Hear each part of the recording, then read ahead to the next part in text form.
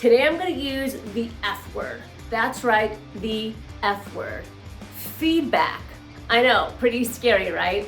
Did you know that when you provide consistent feedback to your employees that you can increase your engagement by 40%? But easier said than done, right? Oftentimes as leaders or as the receiver, we can have a hard time taking in feedback or providing feedback in a constructive way that's actually going to move the needle.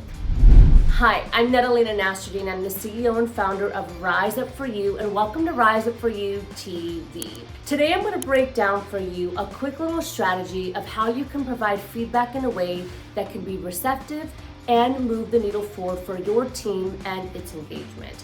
Now, fun fact, did you know that employees and team members, that every time you give them a piece of negative feedback, they actually need 5 positive to counter it? Now, that does not mean that we need to go around and put sticky notes on everyone's computer and tell them a bunch of surfacey positive comments. But what that means is that we need to honor a 5-to-1 ratio. Multiple studies of research were done.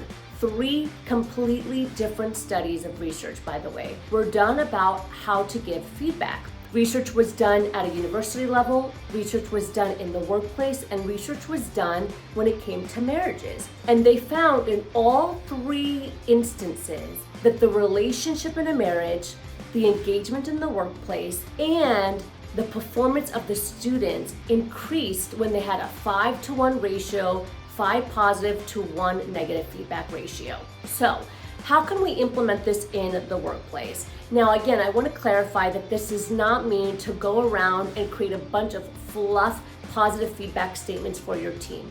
Actually, that will do the opposite and create less engagement because it won't be authentic. But what that means is that we want to be more conscious and call out the great things that our team are doing on a daily basis versus only looking at the negative.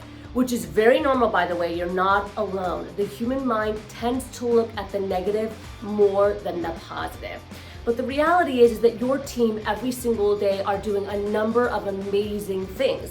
That's why they're still there. That's why they still have a job. And there's a lot of things that are getting done because of your team. But we tend not to call them out because we just think it's normal and they're doing their job and that's what they should be doing. But what would happen if you just gave slight positive reinforcement on simple things?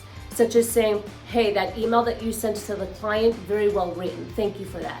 Bing, that's one part of positive feedback, right? Or being able to say, hey, that meeting that we had today, thanks so much for providing your feedback and jumping in. I wanted to hear from the team and you're one of the few that spoke up.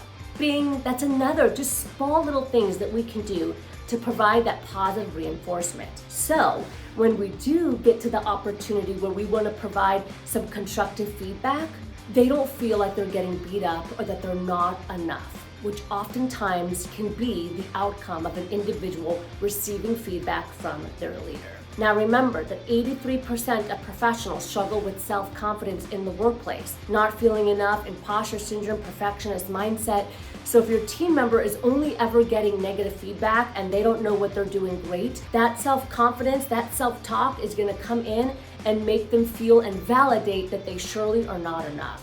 That 5-to-1 ratio is really gonna help. So here's one thing that we can do when we're providing negative or constructive feedback. I want you to try giving forward feedback. Remember, feedback works its best when you can show what it can look like in the future and when you can provide a tangible example of what it should be. So for example, let's say Samantha wrote an email and in the email it wasn't very clear, there was no time and date, and there wasn't a proper salutation in the beginning, and then it wasn't signed off at the end of the email. An example of constructive feedback that is forward thinking would be, Samantha, thanks so much for that email. In the future, please remember to put a salutation in the beginning, such as, hi, how are you, how's your day? Please make sure that you provide the date and time and you add as much clarity as possible moving forward.